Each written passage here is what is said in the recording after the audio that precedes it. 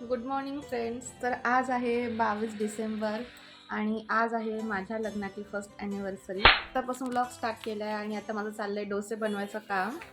आणि आता मम्मी सांबार बनवतील. आणि ही बघा मेहंदी जी मी काल रात्री काढली. मागे एवढा कलर नाही आला पण फ्रंटला कलर छान आला आहे.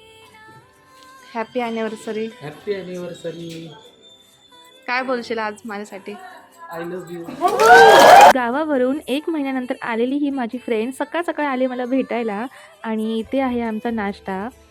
तर आणि संध्याकाळी मी आणि मिस्टर निघालो होतो बाहेर जाण्यासाठी, कारण की आम्ही केकची ऑर्डर दिली होती.